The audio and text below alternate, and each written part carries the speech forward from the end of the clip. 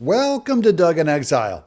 Rep Matt Gaetz has Rep Luna of Florida on his show to talk about an inside scoop where the Air Force went and released her records to try and get her to lose because she's a Republican. When did you first learn that your records were among those that the Air Force had released to a Democrat political opposition research firm? We already know that because her records were released to a Democrat research firm, that it was a Democrat targeting a Republican. So you found out that your records had been illegally released by the Air Force because you were able to trace the breadcrumbs of where people were going to evaluate your service record. You served in the Air Force, right? Served in the Air Force, but I knew because of the fact that they had actually written a rating supervisor, which is not public access to just any random person that does a records request. You weren't the only one. 11 candidates for federal office had their records released. Have you? Yeah, and I wonder what party those 11 candidates were that were targeted. This is getting bad. I'm not anti-military, anti-Air Force. I keep these challenge coins near me. I designed the nose art on a KC-135 refueling plane for Beale Air Force Base. I am in absolute service to our Air Force. However, this is corruption because if you stick a leftist in the Air Force, this is what happens. We're going to get on to the rest of this stunning, shocking testimony as you see the details unfold. But first, a word from our sponsor. The second largest and third largest bank runs in history happened last week. The government is taking steps to guarantee all deposits. That means more money printing. Thousands have approached Noble Gold Investments to secure their wealth with gold. Gold is the most stable asset outside of government control. Hurry and go to goldinexile.com to secure your wealth and get a free 5-ounce America the Beautiful coin, if you qualify. That's goldinexile.com, goldinexile.com. There's always a risk of investment, and there's no guarantee of any kind. Dude, I'm getting pretty good at this. And now back to our show. These issues that were illegally released by the military seem to have been really utilized by his political opponents. In your case, it seems it was the media trying to smear you with this illegal release, right? 100%. And what's unique about my case with Jerry Majewski and then Jennifer Ruth Green is all of our records were sent to media companies. So Jerry Majewski, I believe his was sent to Politico. I think it was Jennifer Ruth Green that had her records sent to Axios, and then mine were somehow obtained by the New York Times. This is a total, I'd say it was a conspiracy, but people think of conspiracy as being a fairy tale. This is a real conspiracy that the New York Times got her personal records. That is, they're looking for psychological evaluations and things like that.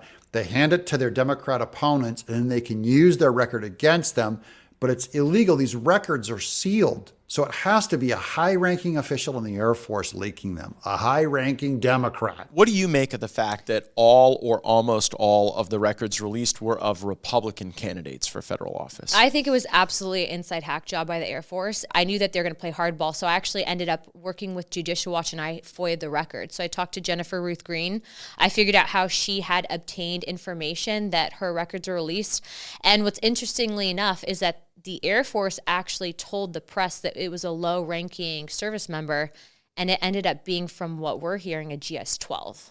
Okay, just to unpack some of that vocabulary, so they had use a FOIA request, a Freedom of Information Act, to find out who did it. And then she said the rank that they said, oh, it was just a low-ranking officer that leaked it. Don't worry about it. Then they looked into it. They found out it was a GS-12. What's a GS-12? I looked it up on Google.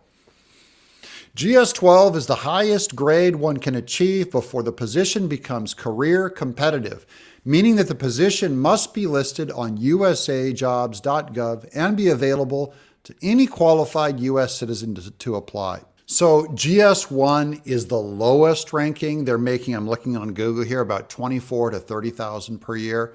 Let's go halfway up. GS6, that's about $42,000 to $52,000 per year. That'd be the equivalent to about a chief master sergeant. Then let's go all the way down to GS-12. This would be the rank of major, and this is at $82,000 to $107,000 per year. a mistake that just happened to overwhelmingly target Republicans, that it might happen again. If there's no accountability, do you worry that this will occur in future election cycles where it's election interference by our own government? 100%. And I think the really disturbing thing is that we're talking about Democrats. Democrats are supposed to champion women's causes. Remember the whole Me Too movement.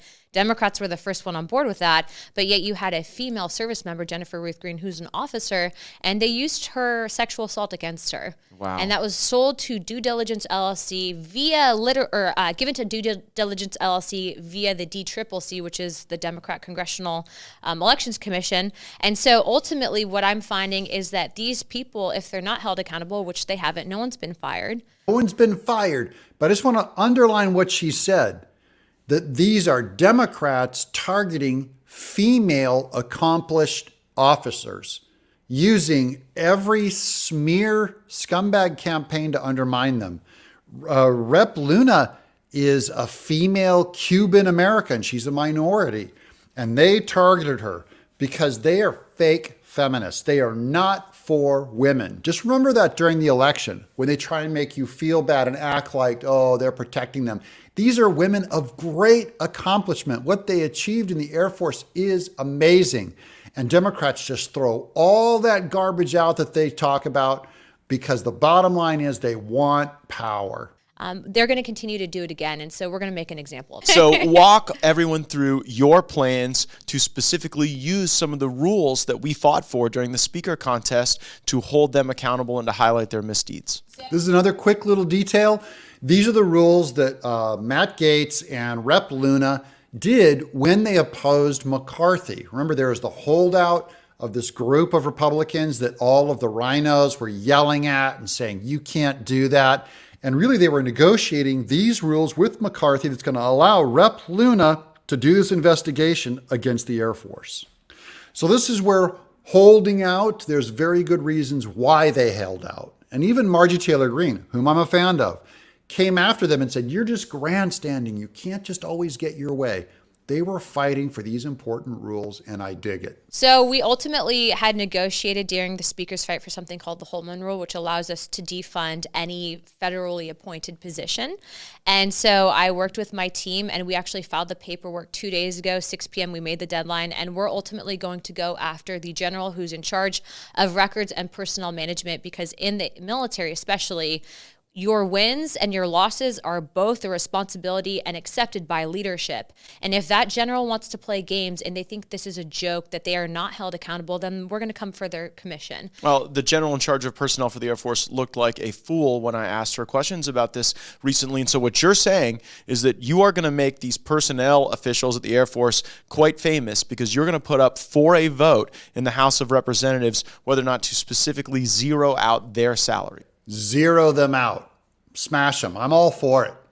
And this is what they negotiated, the ability to do that, which, you know, this House of Representatives, they are in charge of budgets, so they can just zero out their budgets. I worry that in part this was an operation to deter future Republican veterans from seeking office in the Congress. What would be your message to the folks out there who have fought in some of these forever wars, who love our country, they've left the military, and now they're eager to continue a patriotic commitment, and they're thinking about campaigning for a public position? Whether or not you are a veteran or not, I think just in general, just understand that if they can't find something on you, they'll make it up. You know this better than anyone else. I do. This is a minority woman of accomplishment who has run against a Democrat. Just so you know, if they can't find anything on you, they'll make it up. And by the way, they've made it up about me too. Being a conservative, Christian, evangelical, in the arts, in Hollywood, they just go, we got to get that guy out, target him. This isn't just talk anymore. We are taking concrete actions to hold these people accountable and to limit their ability to do this harm going forward. And if they're not defunded, they should absolutely be fired. Thank you all for watching. Thank you all for subscribing. I'd love to hear your comments below. This should open up just a huge discussion about our military targeting being used by the Democrat Party. Remember, this is related to the investigation of military overreach, government overreach that we've explored already with the Twitter files, with big tech and now with the Air Force. I'm Doug in Exile.